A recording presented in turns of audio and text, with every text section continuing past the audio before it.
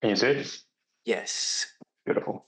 Good morning, everyone, and welcome to today's webinar, Structural Barriers and Substance Use Disorder Care Among Hispanic Populations, Means, Strategies, and Resources to Improve Access and Services.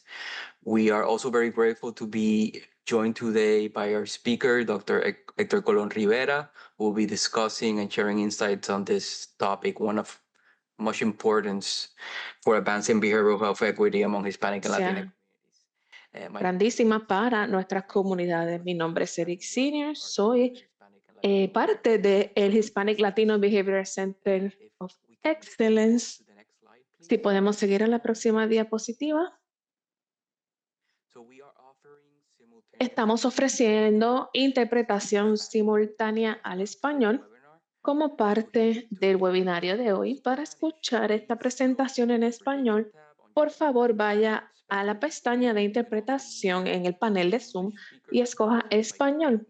También puede apagar el audio original dándole a Mute Original Audio. La pestaña de interpretación en el panel de Zoom y luego presionar español. Next slide, please.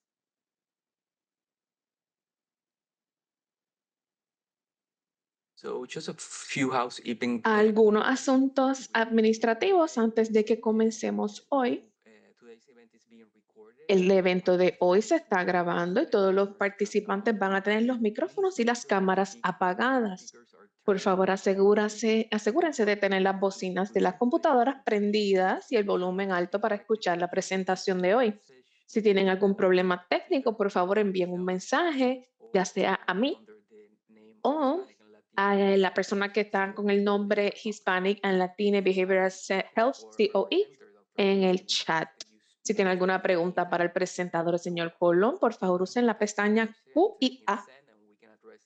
Escriba su pregunta y entonces le da a enviar y entonces en el momento apropiado durante la presentación de hoy o al final vamos entonces a trabajar con sus preguntas. Vamos a compartir una copia de la presentación de hoy en formato PDF. Una vez completemos el webinario, por favor, completen la evaluación. Es muy importante para nosotros tener sus comentarios en cuanto a este adiestramiento y para poder nosotros seguir creando e implementando otros adiestramientos en el futuro. Se les va a compartir un enlace para la evaluación en el chat al final de la presentación. También pueden escanear el código QR que vamos a presentar al final de la presentación. Van a recibir un certificado de participación por correo electrónico aproximadamente 2 semanas a partir de hoy. Por favor, recuerden revisar la bandeja de correo no deseado. Nuestra misión en este centro es fomentar y apoyar la sostenibilidad de la equidad en la salud conductual, promoviendo la prevención impulsada por la comunidad basada en la cultura y centrada en la persona, intervención, múltiples vías de recuperación y apoyos a las comunidades hispanas y latinas. Y también queremos decir que el centro reconoce las complejidades asociadas con la identificación de género y etnia, al igual que el derecho que tienen todos los individuos a autoidentificarse. El centro utiliza el término latine con la intención de facilitar una lectura y una pronunciación fluida y apoyar un lenguaje inclusivo y respetuoso. Latine es una forma de género neutro de la palabra latino que utiliza la E al final, una idea del idioma español. Ahora entonces le voy a dejar con el presentador de hoy, el señor Héctor Colón Rivera. Gracias por tener la oportunidad de presentar hoy. Gracias por la invitación y bienvenidos a todos. Veo que tenemos casi 130 participantes en el webinario de hoy. Gracias por estar con nosotros. Mi nombre es Héctor Colón Rivera, soy psiquiatra.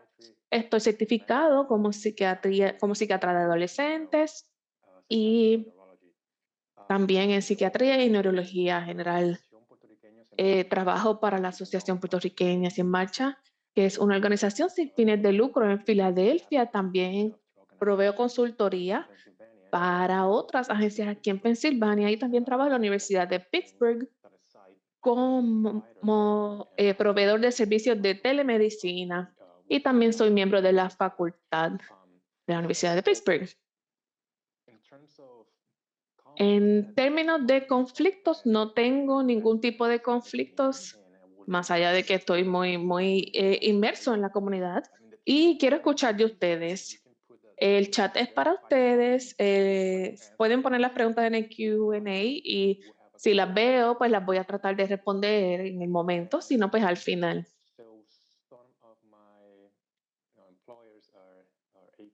Mi patrono es APM, Asociación Puertorriqueños en Marcha.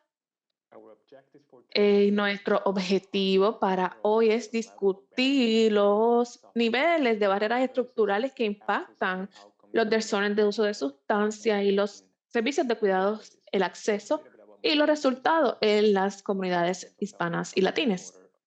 También esto va de la mano con los modelos y dependiendo del donde estamos, tenemos diferentes caminos en cuanto a términos de cómo cubrimos los servicios. Veo que aquí hay algunas personas aquí que son de Pensilvania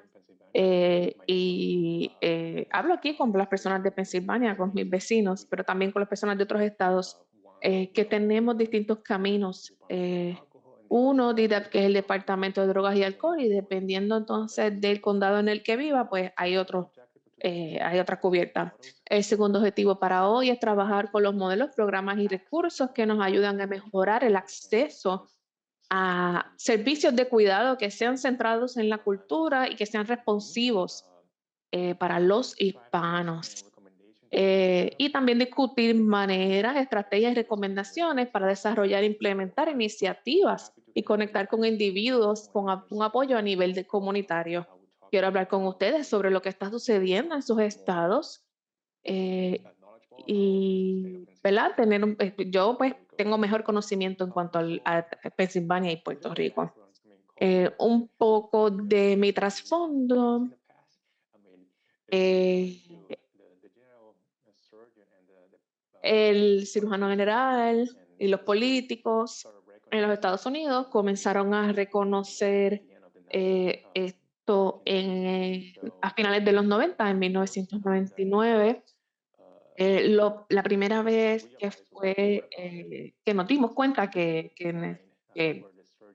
había que trabajar con esto fue en 1999 cuando el cirujano general presentó un informe que decía que no todos los estadounidenses, especialmente las minorías, recibían tratamiento de salud mental igual. Y el suplemento que se publicó en el 2001 envía un mensaje claro: la cultura importa en cuanto a términos de tratamiento. Para estar claros en lo que es cultura, son las creencias, las normas y los valores, el lenguaje, que todos tienen un rol importante en cómo las personas expresan y experimentan las condiciones de salud mental. Para ser efectivos y para poder servir a los estadounidenses y a las comunidades hispanas, tenemos que reconocer, entender y respetar las diferencias culturales, que eso es muy importante. Entonces, también en cuanto a las poblaciones hispanas en los Estados Unidos, esta es la predicción y vemos cómo si sigue aumentando y se predice que el 33.5% de los niños y el 28.6% del total de la población en los Estados Unidos van a ser de descendencia hispana para el 2060. Así que espero que muchos de nosotros estemos todavía vivos para poder ver esto.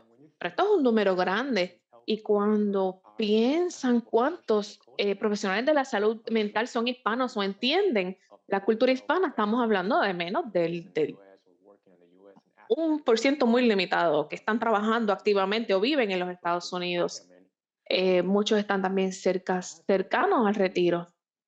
Así que esto pues, es negativo, que no esté alineado lo que necesita la población versus la oferta que hay en los Estados Unidos.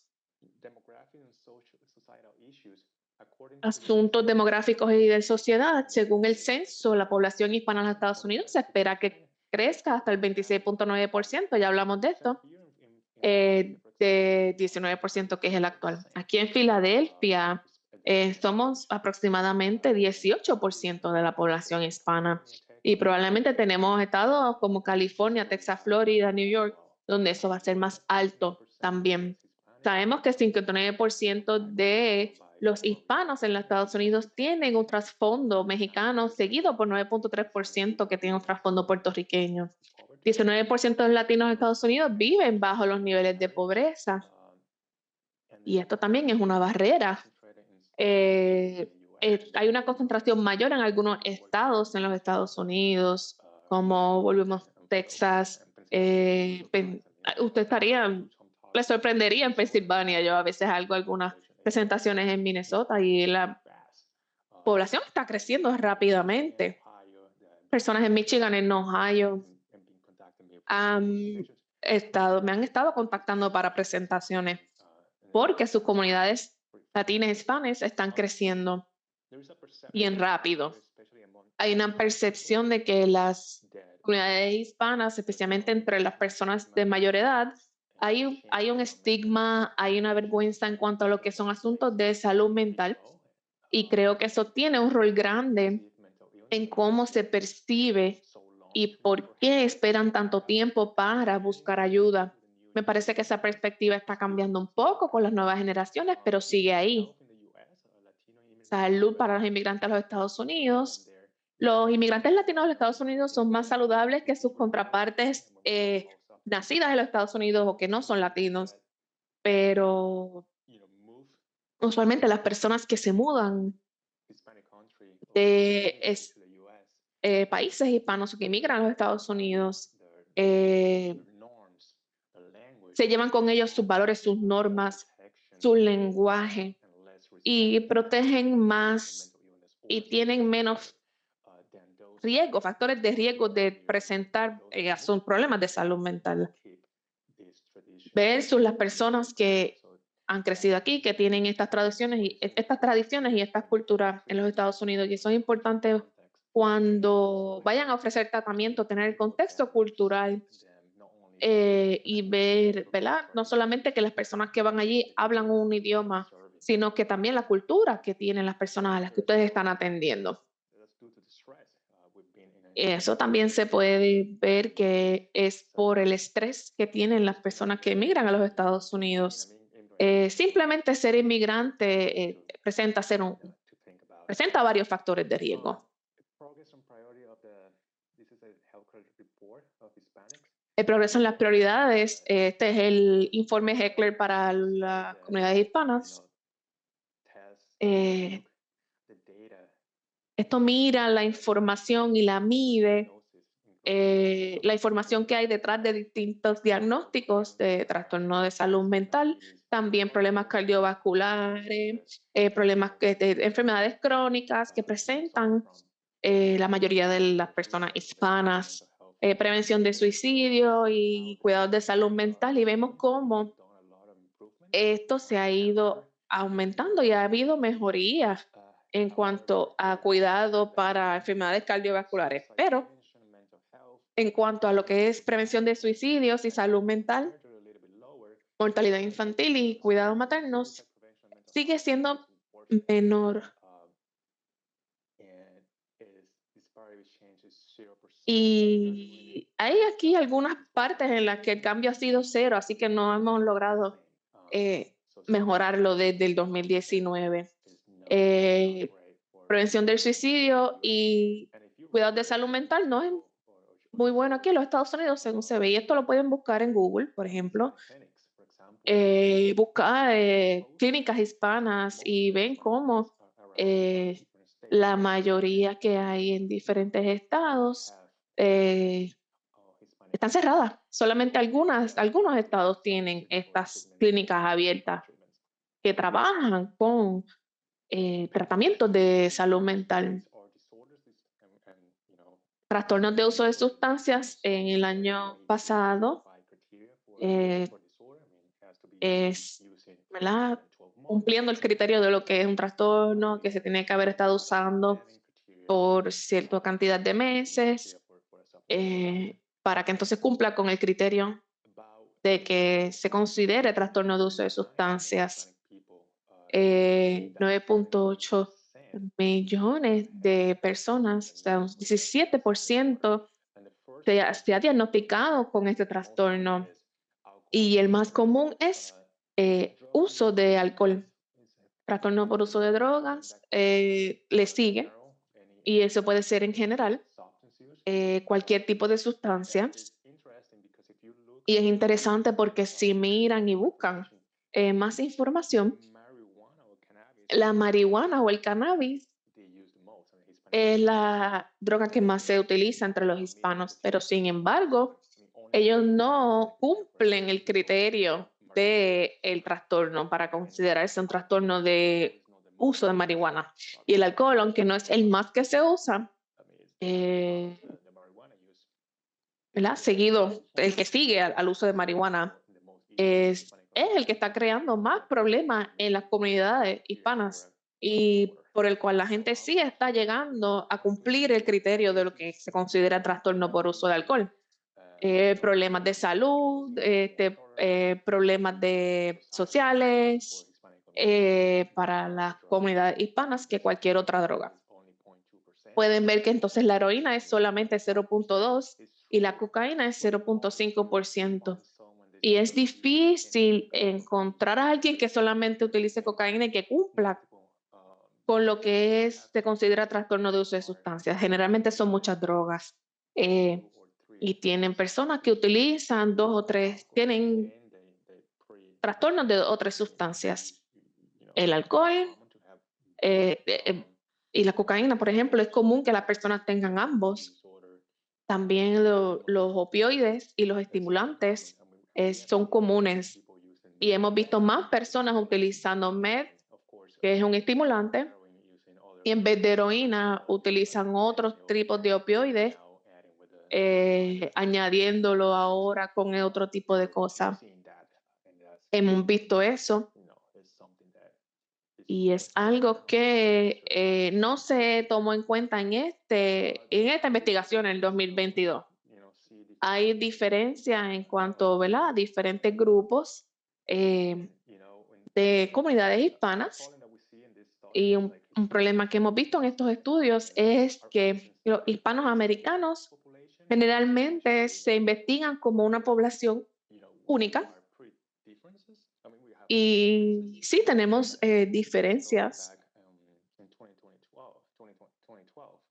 y esto, ¿verdad? Cuando se hizo esto fue en el 2012 y muestra que sí, aunque todos somos hispanes, hay diferentes subgrupos en cuanto, por ejemplo, los puertorriqueños, personas de México, de Cuba, Centroamérica, Suramérica. Así que los puertorriqueños tienen el mayor uso de uso ilícito de drogas y los suramericanos tienen el menor. Los puertorriqueños tienen el nivel mayor de uso de sustancias de marihuana reciente, mientras que los cubanos y los suramericanos tienen el menor. Así que nuevamente mostrándoles que entre estos subgrupos, si divide a los hispanos entre subgrupos, pues ustedes van a ver que hay diferencias en cuanto a la preferencia de tipo de drogas que ellos utilizan y los desórdenes de uso de sustancias, los trastornos de uso de sustancias que ellos presentan en cuanto a estas diferentes poblaciones. Esto es una diapositiva importante.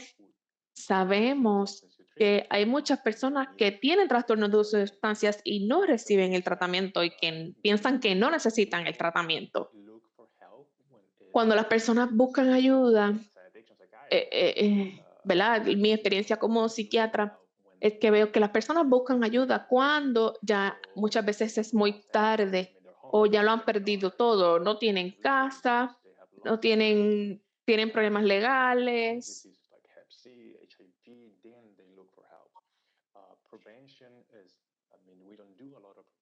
La prevención, hacemos mucha prevención, no pensamos, o sea, pensamos mucho en el tratamiento, pero la prevención es algo que no, en la cual no pensamos tanto. Y eso tiene que cambiar. Por supuesto, tenemos que educar a nuestra comunidad hispánica de buscar ayuda, que mientras más temprano busquen ayuda, pues mejor es. Hay que trabajar el estigma, hay que trabajar la vergüenza y que las personas experimentan. Y muchas veces la negación que existe en nuestras comunidades de tener un desorden de uso de sustancias, especialmente cuando se trata de marihuana y cannabis, que cada vez es más aceptado en las comunidades y ahora a través de los estados se acepta el uso recreacional de la marihuana o para usos medicinales y eso hace que se haga más difícil educar a las personas sobre el abuso del cannabis y la marihuana y el uso del alcohol, o sea, en los puertorriqueños a través de la edad 18 y en Estados Unidos que es a partir de los 21 años y en Centroamérica, Sudamérica, muchos países también es 18 y la edad legal de beber tan temprana, eso crea una diferencia en cuándo y cómo las personas empiezan a tomar y cuánto tiempo llevan tomando y las probabilidades de desarrollar un desorden de adicción al alcohol en el futuro. Los latinos de 12 años y más que no han recibido ningún tratamiento psiquiátrico ni de tratamiento de abuso de sustancia en el último año, muchas personas, especialmente aquellos con enfermedades mentales serias de 18 años para arriba, vemos que un 41% no reciben ayuda o tratamiento y aquellos que tienen una adicción a una o más sustancia es 56% de los que no han recibido ayuda y con un desorden principal de abuso, que es lo más común, más allá de más allá de los problemas de salud mental, que es la depresión y la ansiedad, son los más comunes. Solo hay un 30% reciben tratamiento de 100 para episodios depresivos mayores. O sea que, y si volvemos a esta encuesta en el 2021, vemos nuevamente cómo hay unas disparidades que se han empeorado.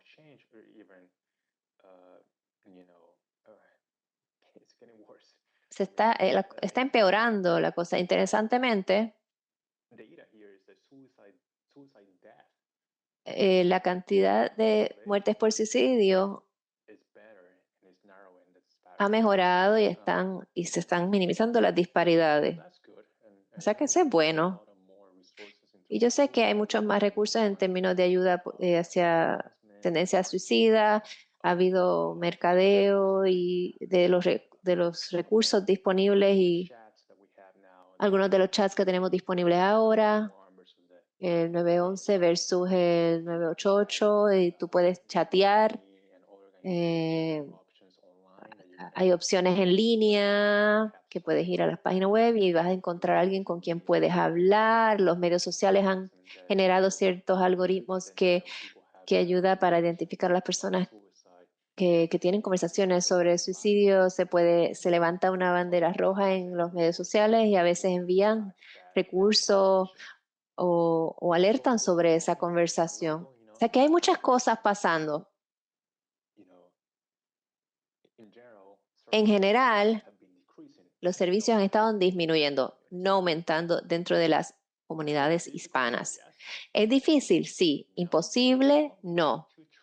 Pero tenemos que tratar y trabajar con estas barreras. Así que hablemos un poquito más sobre estas barreras existentes y cómo podemos minimizarlas y hacer algo sobre ellas. Latinx y las personas hispanas son más probables de buscar ayuda para desorden de salud mental desde un proveedor de cuidado primario, o sea, un 10% más probable que de un especialista de salud mental, que es como 5%. La pobre comunicación con los proveedores de salud a menudo es un problema. O sea que ellos sí tienen confianza en sus proveedores de salud mental y a veces le buscan apoyo ahí. Y usualmente el proveedor de salud principal hace un buen trabajo de estar pendientes a problemas de salud mental, particularmente depresión y ansiedad. Están mejorando en los últimos años en esto para también estar pendientes de abuso de sustancia. Creo que el consumo de tabaco se ha reducido grandemente por el mercadeo que los proveedores de salud han hecho o las organizaciones han hecho, pero todavía necesitamos muchos estudios, más data y tenemos mucho trabajo que hacer en cuanto a otras sustancias como los opioides, la cocaína, el alcohol y el cannabis.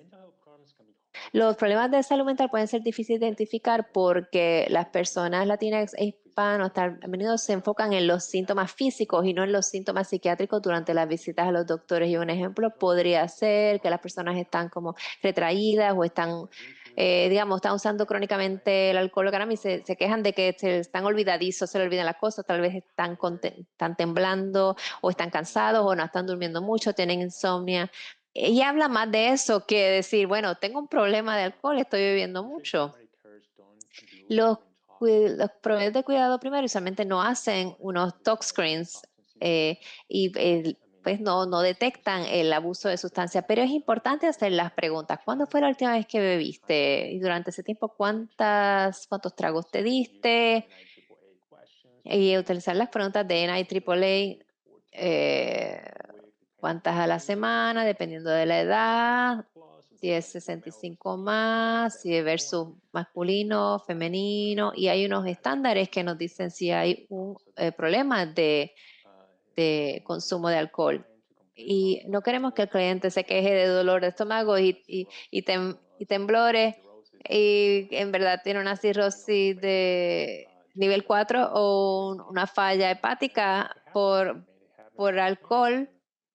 Y eso ha pasado. Hemos tenido personas que llegan con un desorden de consumo de alcohol y ya tienen cirrosis, ya tienen una enfermedad terminal, se están muriendo y es muy difícil tratarlos ya en esa etapa. O sea que tenemos que hacer un mejor trabajo eh, observando y estando pendiente a cuándo los pacientes empiezan a quejarse de ciertos síntomas o incluso estar pendientes aún antes de observar cuándo el alcohol problemático se vuelve en un abuso de esa sustancia.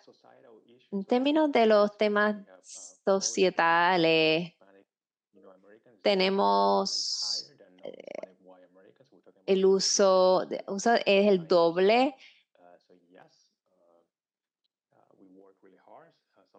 Trabajamos muy duramente, a veces tenemos 3 y 4 trabajos y aún así nuestras finanzas en nuestros pacientes no son las mejores, que los niveles de pobreza son 2 veces el doble de los americanos. A veces no tenemos buena transportación, hablamos de telemedicina y eso es bueno porque da acceso, pero entonces tenemos el problema que la mayoría de mis clientes, la mayoría no tienen un teléfono que permita accesarle a la telemedicina. El COVID cambió todo eso un poco y en algunos estados el gobierno pues flexibilizó las reglas sobre la telemedicina y el telehealth.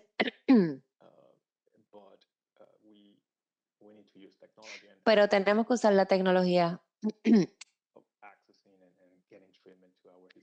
para aprovechar y que es una buena manera de accesar nuestras comunidades. Si no hablan el lenguaje, hay acceso a los servicios de intérprete, existen que utilizan la inteligencia artificial para ayudar con el lenguaje. Hay muchas compañías que pueden guiarles en términos de utilizar la telemedicina. El Medicaid usualmente paga por la telemedicina, los servicios por telemedicina, las visitas de telemedicina, o sea que eso se puede utilizar también. O sea, yo no sé cómo es el futuro y qué es lo que nos va a traer, pero por el momento se ve bien en términos de aprobar el uso de la telemedicina y la telesalud en el futuro. Tenemos como 18% de los americanos hispanos y latinos que no están cubiertos por un seguro de salud y tenemos pues sin fines de lucro y becas y tenemos fondos para inmigrantes que permite que tengan acceso a ciertos servicios, mientras en lo que pueden conseguir un seguro médico. Augusto es un amigo mío y Augusto es adolescente y lo vi hace como 2 semanas. Tiene 17 años y Augusto diría, tiene una presentación bastante común. de alguien que tiene un problema de abuso de sustancia y un desorden de salud mental y una falta de apoyo de parte de su familia también. Tiene 17 años, habla español de Puerto Rico, que vive con su mamá. Se mudaron a Filadelfia luego del huracán María, les destruyó su hogar. Esto es algo muy común en el 2017 y con los terremotos, después de todo eso y la destrucción, muchas familias se mudaron a Filadelfia u otros estados buscando donde vivir. Se mudaron muchos sin seguro, sin preparación en cuanto a la de la escuela o sin trabajo. Simplemente se mudaron escapando esa realidad que estaban teniendo en Puerto Rico. Augusto tiene una historial de trauma que no es poco común tener un historial de trauma. Creo que ustedes han escuchado que los niveles de trauma de niños y que se ha establecido que mientras más trauma en la niñez tienes, más probabilidad tienes de desarrollar un problema de salud mental o una enfermedad cardiovascular, más altos niveles de suicidio y de uso y consumo de drogas, junto con otros problemas médicos crónicos. Augusto tiene múltiples eventos, incluyendo un padre que era abusivo físicamente hacia él y fue maltratado por sus padres. Ha estado utilizando heroína, cannabis y cocaína por los últimos 2 años para calmar sus nervios. Ha estado automedicándose, que no es poco común entre jóvenes con problemas de salud mental. Y usualmente el 70%, entre 60 y 70% de los abusadores de uso de sustancia antes tienen un problema de salud mental. Son personas que están teniendo problemas y entonces tratan de automedicarse con drogas. Y eso los pone les da un riesgo más alto de desarrollar un problema de uso de sustancia. Si tú empiezas, dicen que los estudios dicen que si empiezas antes de la edad de 14 años a tener un uso de sustancia antes de la edad de 14, la probabilidad de desarrollar un desorden de abuso de sustancia es mucho más alto. Augusto se presentó a mi oficina, ahora está recibiendo psicoterapia y medicamento, ya ha dejado de usar cannabis y cocaína, pero sigue usando heroína, probablemente fentanil. Ha tratado buprenorfina para detener el uso de opioides, pero no le ha funcionado y a veces vende sus medicamentos. Eso tampoco es poco común. Eso sucede muy a menudo. No importa si estás en metadona o en buprenorfina, hay personas que comparten o venden o regalan sus medicamentos. Y eso es algo que hay que monitorear y estar consciente de ello. Él faltó a su última cita y nos enteramos que su mamá lo había botado de su casa y ahora está sin hogar, quedándose con personas por ahí y su novia ahora está embarazada. Así que algunas observaciones importantes. Habla solo español, uso de sustancia, novia embarazada, historia de trauma, posiblemente sin hogar y faltando a citas y a la escuela. Y todos esos son unos factores de riesgo muy altos y múltiples. Cuando están haciendo su evaluación, hay que ponerlo, se puede poner como alto riesgo de suicidio, de sobredosis no intencional o de otras situaciones que debemos tratar de prevenir. Cuando hablamos de lo que es el tratamiento, especialmente para Augusto o personas como Augusto, él tiene que primero que estar seguro, tenemos que ser cuidadosos, efectivos, culturalmente humildes y sensibles. Tenemos que centrarnos en el paciente. Antes asumíamos unas posturas muy paternalistas. El doctor como que te ordenaba hacer esto y tú tienes que seguir. Ahora trabajamos más con unas técnicas centradas en el paciente. Tenemos que ser eficientes con el tiempo porque, o sea, esto es un niño joven, sin hogar, faltando a la escuela, no está trabajando, no tiene mucho apoyo, todo tiene que ser en un tiempo razonable, eficiente y equitativo. De nuevo, no tiene seguro médico aquí ven el año 2013-2018. Hay un poquito de mejoría, pero todavía los hispanos tienen la más alta incidencia de no tener seguro médico. Y por supuesto esto, como psiquiatra de adolescentes, veo que los jóvenes están en más alto riesgo y pueden buscar esto en el Google. Los adolescentes están pasando por muchos problemas de salud mental en la adolescencia. Y no está mejorando, vemos que está empeorando, vemos muchas noticias en cuanto a la psiquiatría con adolescentes y el abuso de sustancias y cómo no están encontrando tratamiento. Hay muchas razones para ello. Una de las barreras es cuando sucede la transición entrada de cuando vas de ser un paciente pediátrico a un doctor de cuidado primario o familiar. Hay un gap, hay un espacio ahí que donde las personas como que dejan caer el cuidado y el tratamiento. Tenemos que hacer algo sobre eso. No sé qué vamos a hacer, pero creo que comunicación y dándoles apoyo al paciente, tener esa conversación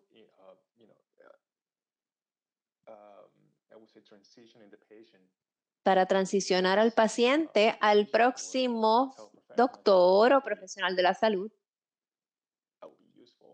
Eso sería útil y va a evitar que las personas dejen sus tratamientos.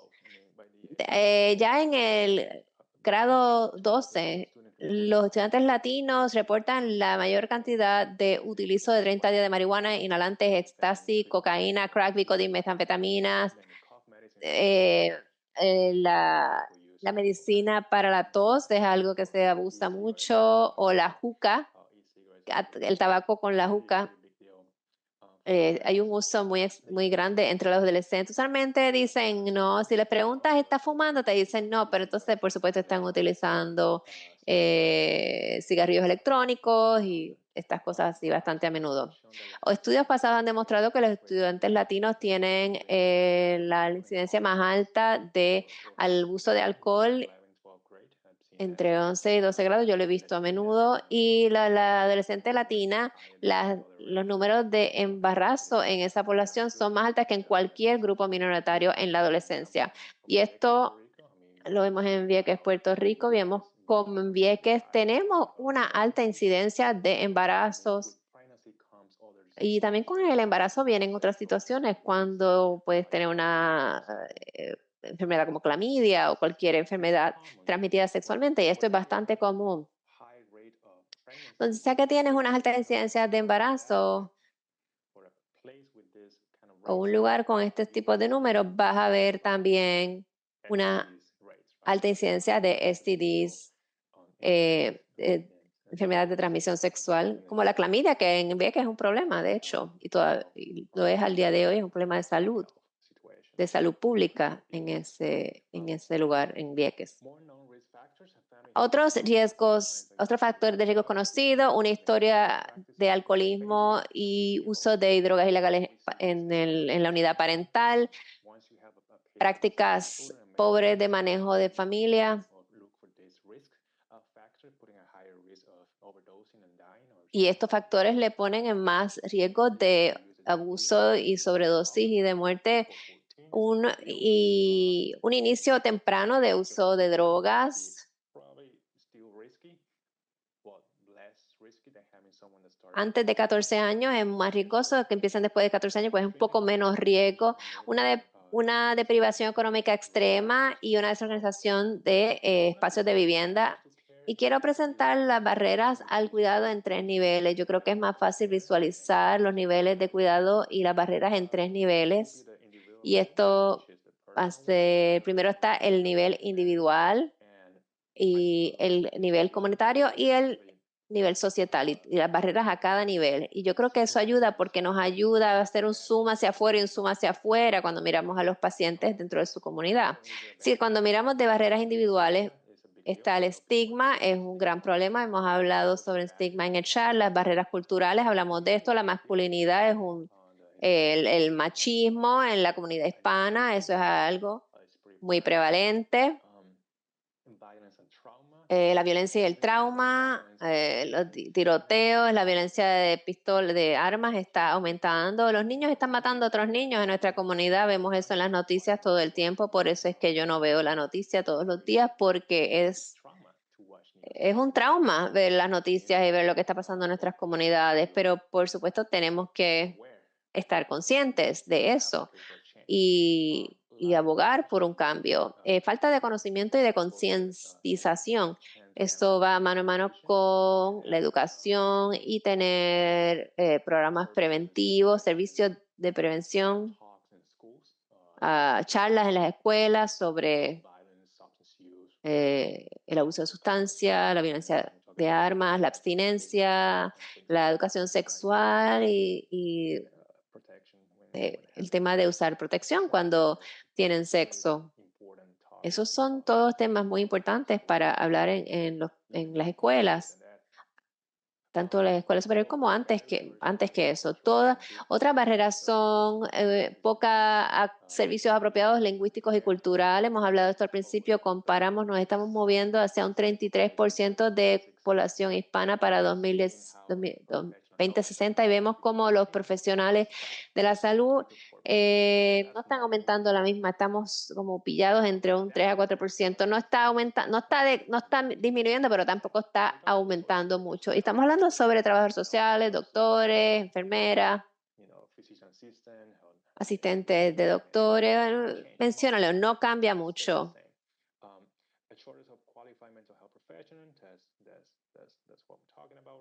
En cuanto a profesionales cualificados, ahí nos falta ahora mismo programas académicos y de escuela, también estamos cortos y barreras estructurales al cuidado de personas que trabajen o se especialicen en cuidado. Está sucediendo mientras están cerrando las clínicas en nuestro país. Cuando hablemos de barreras sociales, hablamos de los recursos económicos y las condiciones de vida de la sociedad, problemas de transportación, exclusión social, accesibilidad y nuevamente la falta crítica que hay de instalaciones y personas que provean los servicios de salud mental. También podemos hablar del estatus legal, el miedo de ser deportado cuando tiene a alguien, ¿verdad? Un inmigrante que no buscan ayuda y eso lo puede, el asunto de que el miedo de que los puedan deportar les evita que busquen ayuda. Cuando te piden una identificación o cuando te piden prueba de empleo o prueba de plan de salud, eso, las personas, ¿verdad?, luchan contra eso, especialmente en mi clínica cuando la personal de recepción, cuando llega el cliente, eh, el personal de recepción, ¿verdad? Tienen que pedirle esa información y le piden los papeles y eso para ellos los causa miedo para una persona. Y las personas no tienen seguro de salud por diferentes razones, lo vi en el chat. Personas que se acaban de mudar y eso requiere mucho trámite. Dónde solicitarlo, cómo obtener estos seguros. Hay personas que trabajan, como se dice, por debajo de la mesa, así que no tienen los beneficios del plan de salud por el patrono. Algunas personas tienen miedo de recibir beneficios porque reciben, por ejemplo, seguro social o beneficios del Estado. Y algunas personas pues no tienen el conocimiento y la educación de pasar por el proceso de solicitar un plan de salud. Hay personas que se les olvida renovar. Han tenido esto por un año o dos y pasó durante el COVID-19, la pandemia. Las personas, porque como el Estado pues dejó de hacer las revisiones durante el término de la pandemia, pues y hubo varias agencias que estaban cerradas, pues ellos le permitieron a las personas que siguieran obteniendo acceso a los planes. Y entonces cuando tumbaron eso, pues muchas personas perdieron su plan de salud. Así que esto empeora cuando tienes más de 65 años con lo del Medicare, porque el Medicare es sumamente confuso. E incluso para los proveedores de salud, de servicios de salud, es muy confuso. Algún día te dan una carta y te dicen tienes 2 o 3 meses para cambiar el plan, el seguro de salud de Medicaid a Medicare y estás en una situación en la que tienes que decidir, eh, de antemano qué tipo de plan quieres y entonces si te están pidiendo si tienes el paquete Advantage o la cubierta para ojos de visión o la cubierta dental y primas y copagos y es muy complicado. Así que, ¿verdad? El sistema de salud es muy complicado y olvídense de llamar al Medicare. Es muy difícil. No voy a hacer comentarios en cuanto a eso, pero traten de llamar a Medicare y conseguir quien les ayude y les explique en español y tengan buena suerte con eso.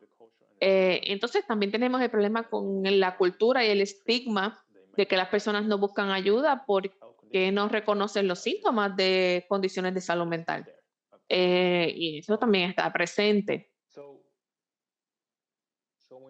Así que cuando hablamos de tratamiento, y esto es muy importante, tenemos que tener tratamiento disponible y servicios culturalmente relevantes.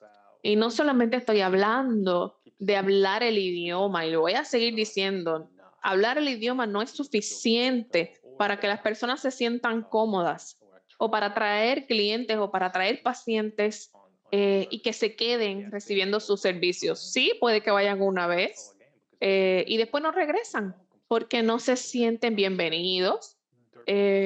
Ayuda que el proveedor no solamente hable el idioma, sino que también se vea como ellos y que ellos se sientan cómodos. En mis sin fines de lucro, yo siempre hablo sobre cuidado al cliente, servicios al cliente. eh, y probablemente suena un poquito impersonal, pero el servicio al cliente es importante. Hay hay que demostrar que nos importa, porque si no, puede que no lo volvamos a ver. Eso implica tener la información en cuanto a cuidados y costos y todo, porque todo eso puede asustar a una persona y esa persona nos regresa. Tenemos que tener nuestro material en español y en inglés. Nuestro paquete de bienvenida debería estar en ambos idiomas para que la gente se sienta cómoda. Si tenemos un proveedor o un terapista que no habla el idioma, pues no podemos dar los servicios a menos que venga un intérprete. Necesitamos entonces tener un intérprete ahí en tu idioma, que la persona se sienta cómoda. Así que esto debe ser una relación de confianza mutua. El paciente tiene que confiar en el proveedor y eso comienza con nosotros, eso comienza con las personas que están en la recepción de la clínica, no solamente los doctores, las enfermeras. Todos debemos estar en la misma página en cuanto a proveer servicios y darle la bienvenida a los pacientes. Hablar el idioma es importante para terapia de salud mental. Si usted me dice que usted tiene un paciente que habla español y usted no habla español, pues no le puede dar la terapia, eso es imposible.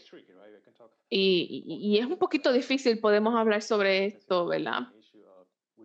Sin fin. Pero en el estado de Pensilvania, por ejemplo, tenemos, es común que haya servicios de intérprete y ven a las comunidades hispanas, pero eh, nadie en el personal habla el idioma, ni tienen el conocimiento para proveer estos tratamientos. Así que eso es un asunto importante. Necesitamos más servicios bilingües en la nación. Muchos inmigrantes presentan la incomodidad con sus terapias, con sus terapistas, y eso pues sí, toma tiempo crear esa relación. Así que yo hablo mucho sobre los problemas, así que cómo mejoramos los servicios y los tratamientos a la comunidad. Las estrategias de prevención e intervención temprana son importantes para los trastornos de uso de sustancia.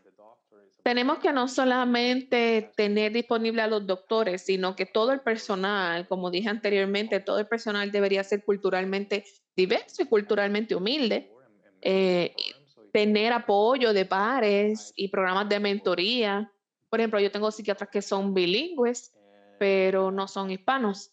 Eh, y tengo doctores que son hispanos, pero no son culturalmente humildes. Así que creamos un programa en el que hay apoyo de pares, en el cual ellos se reúnen una vez al mes y hablan de los casos y hablan de las mejores maneras, basándose en la evidencia, de cómo tratar culturalmente a estos tratamientos. Eh, y eso es importante, compartir ideas, compartir por qué el paciente reaccionó de X o Y manera cuando dije esto o no reaccionó cuando lo dije. Es importante un currículo psicoeducacional familiar, es importante. Como psiquiatra veo diferentes generaciones. Tengo a la abuela, tengo al bebé, tengo al niño, tengo a la mamá, tengo al papá. Y hay diferentes generaciones, así que hay diferentes maneras de hablar al paciente. Así que para mejorar la familia es importante. Puedes tener una familia en la que solamente una persona habla inglés y el resto no. Así que esa familia, ese tratamiento basado en la familia, eh, tiene que haber este apoyo y esta relación lingüística para poder hacer eso. Prepárense para esos encuentros. Si alguien no habla el idioma, pues tengan a alguien que hable el idioma y a alguien que esté entrenado para hacerlo. No es solamente alguien que sea un amigo de la familia o algún otro miembro de la familia o un empleado que sepa el idioma, no. Alguien que tenga las licencias y los permisos para ser intérprete. Si usted no habla el idioma, pues entonces estas personas usted las debe tener como parte de su equipo. Servicios en la que llaman al intérprete por teléfono, etcétera. Y esto ayuda a incrementar la capacidad de crear estrategias que promuevan la conexión con la comunidad. Le están mostrando a la comunidad que tienen acceso a estos recursos y ellos entonces van a confiar en ustedes y van a ir a buscar los servicios. Programas de salud mental académicamente y basados en las escuelas es importante. También en hogares temporeros tenemos escuelas en las que tratamos de que estos departamentos entiendan que necesitamos crear una comunicación entre los departamentos para que podamos apoyarnos unos al otro para tener comunicación con esta comunidad. Entre los departamentos es importante que presentemos los recursos que tenemos para estos pacientes. Los pacientes no tienen simplemente un problema. Ellos vienen con un problema, pero tienen diferentes problemas. Hablamos de problemas financieros, de problemas de vivienda, de educación. Tenemos que tomar todas esas cosas en cuenta. Y cuando tienes un personal en el que alguien está preguntando, pidiendo un referido, por ejemplo, para alguien fuera de la red o alguien fuera de la organización, es importante encontrar a alguien que tenga algún tipo de experiencia tratando personas de la comunidad hispana y latina, que tenga entrenamiento o competencia cultural en salud mental de personas latinas o hispanas. Eh, Actualmente, debido a al movimiento de diversidad, inclusión y equidad, la mayoría tienen entrenamiento en cuanto a estos temas. Eso es bueno. Cuán serio es el adiestramiento y cuán serio se lo tomaron, eso es un asunto distinto y eso es un tema para otra conversación porque tienen, ¿verdad? Hay personas que simplemente toman estos adiestramientos, pero es bueno que se presenten y que tengan la opción de tener estos adiestramientos. Así que cuando usted esté refiriendo a alguien fuera de su red, deben tomar en cuenta el tipo de adiestramiento que tienen y si tienen experiencia con personas de las comunidades hispanas y latinas. Y yo muchas veces le permito a mis clientes hacer estas preguntas antes de ir a las citas, si tienen o no experiencia, etcétera. Y lo que veo es que hay, cuando doy clases y hablo con colegas, yo sí promuevo esto, que hayan adiestramiento en trasfondo cultural, que lean, porque ustedes van a ver eh, que hay muchos diagnósticos que pueden cambiar drásticamente. Ellos pueden decir que los hispanos o los hispanos americanos tienen psicosis o tienen otro tipo de trastornos porque hay una falta de comunicación o un problema de manejo o una falta de entendimiento. Y usualmente he visto muchos diagnósticos que no están correctos en afroamericanos y en hispanos simplemente por la manera en la que hablaron o lo que dijeron o los manerismos que tienen o el trasfondo cultural que tienen. Así que, ¿verdad? Algunos modelos que yo recomendaría para que ustedes utilicen cuando estén trabajando con estos asuntos. Hay muchos marcos teóricos que se pueden usar como base. La aculturación puede ser un evento de mucho estrés que se asocia con pobreza salud mental y abuso de sustancias y alcohol. Cuando la familia se muda a otro país y los niños vienen y cambian de escuela y el asunto de que lleguen a un grado distinto en el que estaban o reciban, vienen entonces los temas de educación especial, porque el lenguaje es una barrera para estos niños. Esto también presenta estrés porque no se pueden comunicar o se sienten que no pueden manejar la escuela en ese nivel. Y eso es un ejemplo, ¿verdad? De cómo los inmigrantes se afectan cuando se mudan en cuanto a lo que es educación y los factores de la escuela. Pero estos modelos presentan estos marcos para que puedan aculturarse y llenar esos vacíos en cuanto al proceso de salud mental y evitar, ¿verdad? Cosas como pensamiento suicida porque tienen estrés. Hay un buen modelo que se llama Familia Adelante y de hecho lo pueden buscar, tienen una muy buena página web. Pueden tomar algunos de los adiestramientos que ellos tienen. Familia Adelante es un programa de reducción de multirriesgo para familias hispanas y para jóvenes hispanas y latinas y ayuda a reforzar la identidad étnica y el sentido de pertenencia. Y también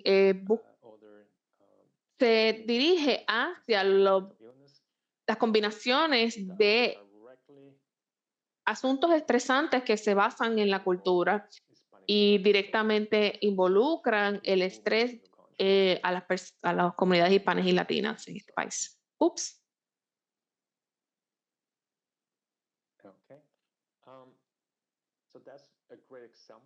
Así que eso es un buen ejemplo. Ellos tienen un muy buen currículum y el currículo educa a jóvenes de alto riesgo, generalmente entre 10 y 14 años, incluye a los papás, incluye a la familia. Y hablan mucho de reducción de conductas de riesgo y formas de mitigar los asuntos escolares. También tienen un currículo en persona, tienen un currículo más corto que está en línea. Es un programa muy bueno y yo realmente lo recomiendo, es un muy buen modelo. Ha habido un buen movimiento en lo que es salud conductual integrada y aquellos que trabajen con el Departamento de Asuntos al Veterano en los hospitales de veteranos o las clínicas, ustedes ven mucho esto, Esto, ¿verdad? Es un grupo que se integra al grupo de salud primario y hacen consultas a salud conductual y tienes a alguien que se une eh, a esa visita con el paciente y muchas veces sirve como una ayuda en cuanto a salud conductual. En ese momento usted presenta a la persona que va a tomar, se va a hacer cargo de la parte de salud conductual, pero también funciona como una consulta cuando el paciente tiene que ir a un psiquiatra o a un terapista, pues también le ayuda a identificar los riesgos en el momento en el que el proveedor de salud primario no puede hacerse cargo. Es un buen modelo.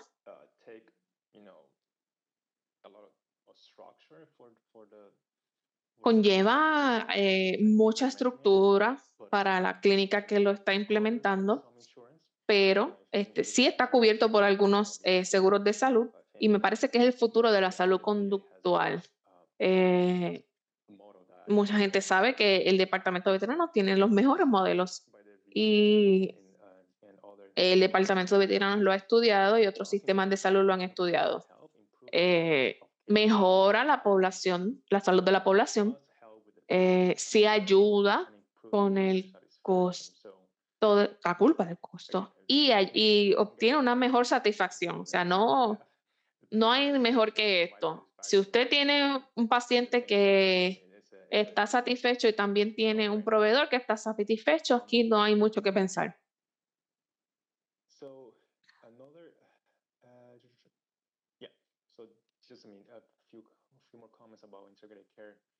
Unos comentarios más que quiero añadir. Si trabajan para organización, verifiquen si tienen algún tipo de modelo de cuidado de integrativo, perdón. Y si no existe ya, hay diferentes herramientas que me pueden escribir se los puedo compartir. Hay muchas evaluaciones, herramientas de evaluación de servicios integrados para empezar a crear este tipo de modelo. Por supuesto, la tecnología está mejorando y tenemos muchos servicios personalizados en la comunidad hispana. Y yo creo que aquí, por ejemplo, en la Universidad de Pensilvania hay un centro de estudio bastante bueno eh, eh, de estudios biomédicos y medicina clínica. Y hay mucha medicina de precisión y biomédica, como pruebas de DNA, eh, pruebas para ver qué medicamento es el mejor para ese paciente, para ese cliente. Hay muchas herramientas epigenéticas y bases de datos que pueden ser utilizados. Y si eres hispano, hay mucho trasfondo genético que es particular y único a nosotros. Somos una mezcla de distintas etnicidades usualmente y los estudios han demostrado que este tipo de medicina con precisión funciona para estas comunidades. No se ha hecho mucho estudio en las comunidades hispanas porque no tenemos buena participación en estos proyectos de estudio y aquellos que hacen los investigadores que estén presentes saben eso. Las comunidades hispanas no participan mucho en los estudios debido al estigma, a la percepción que tienen sobre la medicina misma y también porque tienen trabajo múltiples, temas de transportación. A menudo no están disponibles porque tienen que cuidar de sus hijos o están trabajando y están multitasking. O simplemente el estudio no se provee en su lenguaje y no entienden los protocolos y por ende no participan. O sea que tenemos que hacer un mejor trabajo en eso. Otro modelo se llama el culturograma y es para reconocer las diferencias culturales en las familias y se refiere a los pensamientos, ideas, valores, lenguaje, religión, etcétera, de esta comunidad y el espacio familiar. Y cada miembro de la familia tiene un valor, un espacio de valores distinto. Y veo eso a menudo cuando tienes personas que emigraron con su familia y tienes los abuelos, ¿no? Que no conocen el lenguaje, tienen un trasfondo distinto de educación y tal vez tienes al papá y la mamá que tal vez entienden el inglés un poquito más, pero luego tienes al hijo o la hija que habla el español bastante bien y esto crea muchas diferencias entre las distintas generaciones dentro de la familia misma. O sea que el culturograma o mapa cultural, nos ayuda a entender mejor las necesidades de la familia y mejor entender el cliente mismo, lo que necesita ese paciente o cliente. Y también ver cómo empoderar a la familia, discutir esto con la familia para llevar a una apreciación y una celebración de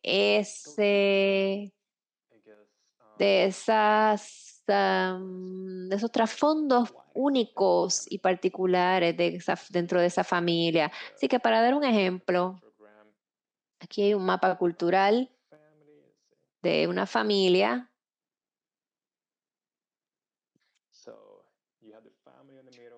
Tienes la familia en el medio, Jorge, María, Carl, tienes las edades y luego tienes los distintos dominios, las familias para la localización, los valores dentro de la familia, los valores en cuanto a la educación, el trabajo, la salud y puedes ver cuán distintos son dependiendo de las edades de los miembros de la familia, las diferencias que existen entre ellos. Aunque tengas personas de Puerto Rico, dependiendo de dónde naciste en Puerto Rico, por ejemplo, en mi familia es de Vieques, vas a tener una perspectiva distinta sobre la salud mental en Vieques porque no hay psiquiatras en la isla y no hay ni siquiera un hospital en la isla en este momento.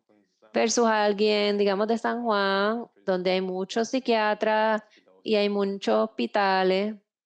O sea que la perspectiva sobre la salud mental y la salud en general cambia mucho.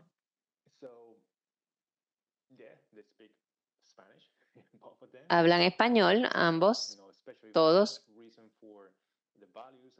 pero en ciertos eventos, los valores y las creencias entre ellos, pues bien distintos.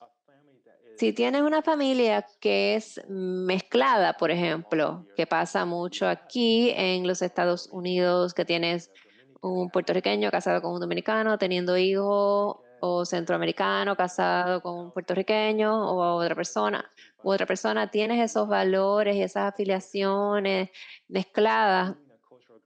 Hacer un mapa cultural así les va a ayudar mucho.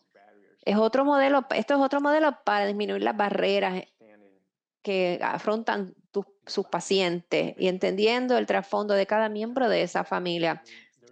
En cuanto a el staff y los empleados, hay unos modelos para desarrollar competencia cultural, se puede desarrollar a nivel, a muchos niveles y trabajar de cómo ellos ven los distintos trasfondos. Vemos muchos afroamericanos hispanos, vemos muchos asiáticos, árabes, y nosotros y, y trabajamos con muchos tipos de culturas y hablar de los distintos atributos y las destrezas que requieren estos distintos clientes y dividido en conciencia cultural, conocimiento de la salud mental y el conocimiento de nuestro staff. Esto es otra herramienta que pueden encontrar y pueden bajarlo de las redes. Aquí. Es gratis en la página de SAMHSA. Ahí tienen un PDF y pueden hasta pedir un libro si les gusta eso mejor, si les funciona mejor. Yo trabajo para APN, que es Asociación Puertorriqueña en Marcha.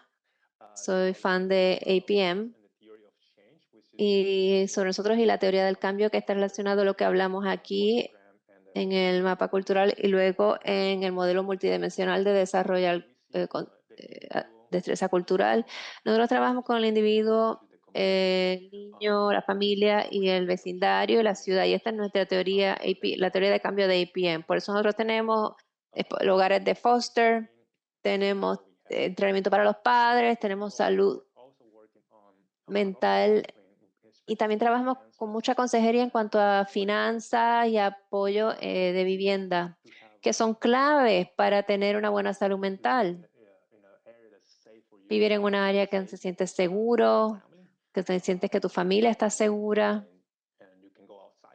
y que puedes salir afuera, afuera de tu casa. Tengo mucha experiencia con ansiedad y trauma y la terapia enfocada en ansiedad y trauma.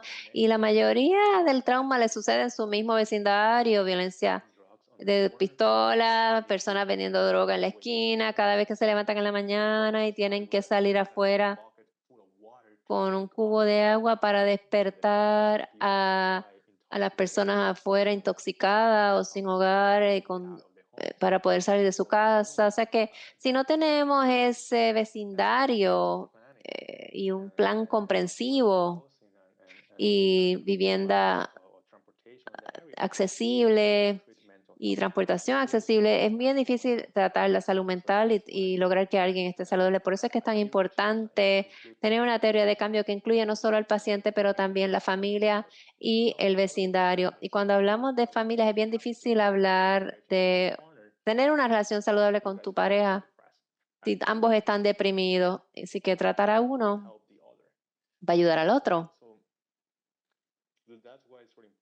Por eso es que es tan importante hablar de la familia y la historia de la familia.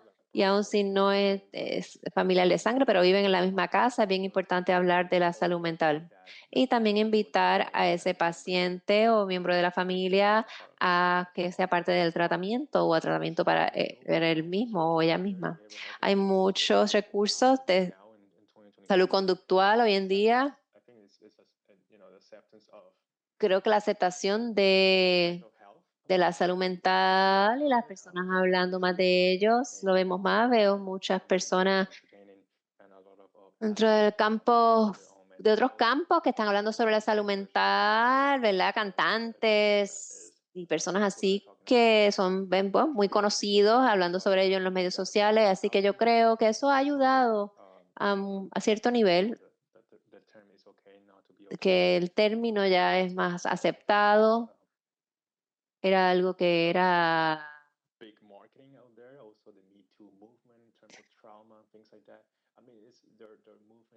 Hay movimientos que han creado mucha atención en términos de tratar la salud mental y tratar el abuso y el trauma. Algunos ejemplos son, habla ellos escuchan, eso es para niños y el uso de alcohol. SAMHSA tiene un panfleto muy bueno con información que es completamente gratis que pueden bajar. Por supuesto, el 988 y la línea de prevención de suicidio y los recursos que ellos han creado, que eso es bastante nuevo. Y SAMHSA tiene muchos recursos.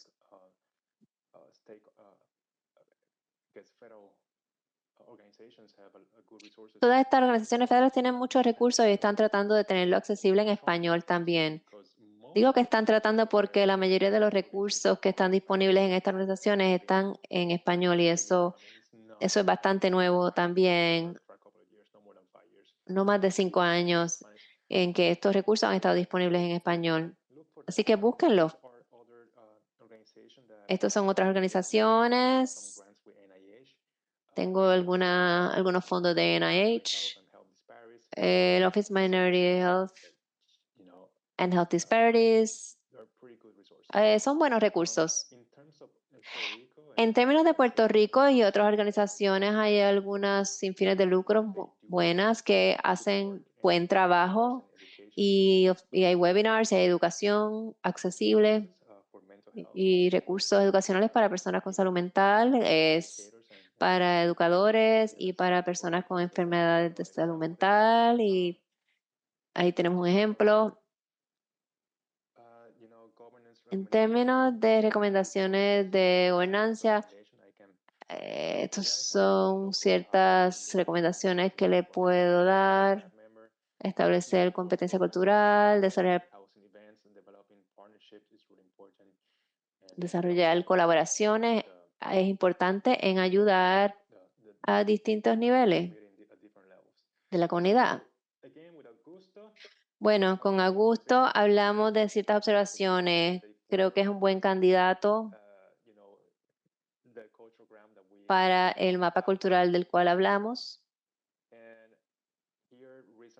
Y aquí hay factores de riesgo y factores protectores. Hablamos de, es bueno dividirlo en el paciente, su familia, la escuela.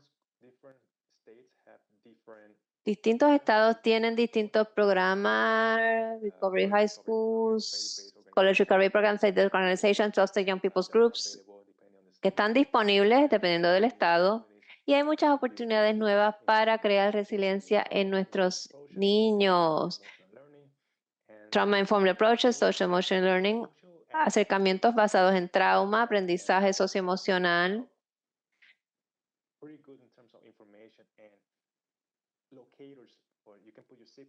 Puedes poner tu zip code y te puede identificar los servicios. Yo quiero dar un tiempo para preguntas. Sé que es mucha información. Quisiera tener más tiempo, pero quiero abrir el piso a preguntas. Gracias, doctor Colón, por esta presentación. Tenemos algunas preguntas que ya están entrando.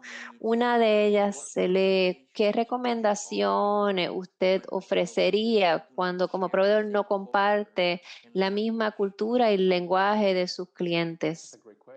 Tremenda pregunta, tremenda pregunta. Y nosotros recomendamos mucho apoyo de sus pares y de mentoría. Tienen nuestras organizaciones como el American Psychiatric Association, y el Academy of Addiction Psychiatry. Ellos proveen mentoría y es una buena manera de tener a alguien con quien hablar sobre estos casos que tienen. Y si no entiendes el lenguaje o no entiendes la cultura. También mencioné algunas otras organizaciones que tienen buena data y tienen entrenamientos que ofrecen gratis que pueden coger para recibir más información y prepararse para ser más competentes culturalmente para esos clientes. En términos de lenguaje, eso es difícil aprender un lenguaje, un segundo lenguaje si no tienes el tiempo, pero hay muchos apps que pueden utilizar. Así que un apoyo de pares o un programa de mentoría puede ayudar. Gracias. Nosotros tenemos también una pregunta aquí que dice, ¿hay algunas estrategias no verbales que podemos enseñarle a las familias para integrar en su hogar cuando hay barreras de lenguaje? Hay unos gaps culturales, generacionales que se convierten en barreras y muchos abuelos y nietos que pueden recibir este apoyo. Yo uso app Google Translation para que jueguen y practicar estar presentes. Eso es bueno. Juegos de mesa es otro que utilizamos mucho. Sí, hacemos algo que se llama terapia del juego e incluimos a toda la familia.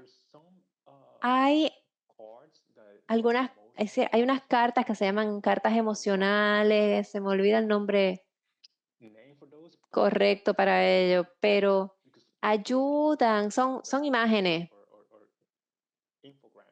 son como infogramas, que las personas pueden compartir sus emociones, mostrando una carita feliz, una carita triste, otras emociones que están disponibles en estas tarjetas. Así que les puedo enviar los recursos de las distintas compañías que tienen ese tipo de herramientas y probablemente hay apps que también pueden utilizar para comunicarse.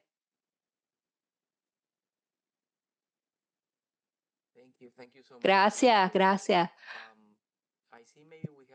Veo que tenemos varias preguntas y muchos comentarios. y muchos agradecimientos a usted por el trabajo que ha hecho. Tengo una en español que voy a hacer lo mejor que puedo para traducir. Me gustaría saber cuál cree que es la mejor estrategia para lograr interés de la comunidad hispana sobre servicios. Tal vez, ¿verdad? Basado en lo que usted mencionó de la necesidad de cuidado percibida. Creo que, pues sí, tenemos que normalizar la salud mental y eso es difícil de hacer en la comunidad hispana. ¿Por qué no hacemos eso a menudo? Normalizar la salud mental y el abuso de sustancias algo tan simple como decir, eso te puede pasar a ti y tal vez tienes a alguien en tu familia que tuvo o tiene un problema de salud mental o de abuso. Y pues yo veo muchos pacientes hispanos y cuando le preguntas de la historia familiar, la historia familiar te dicen, no, no hay historial. Pero luego cuando estás con la mamá y el papá en el mismo salón, ves que hacen así con la cabeza, sí, yo también. O sea que no hay como que mucha conversación dentro de las familias mismas. Así que uno, aumentar la terapia familiar, incluir a la familia en el tratamiento de los niños o de adultos también, hablarlos dentro de los hogares. Les recomiendo que hablen con sus miembros de familia sobre el abuso de sustancias y la salud mental en la familia. Eso es bien importante. O sea que tenemos que normalizar eso. También en los medios sociales, los influencers, yo no tengo el problema con que un influencer hable sobre la salud mental porque eso ayuda a que se sepa que cualquiera le puede pasar y la aceptación de ello. Y en cuanto a buscar ayuda,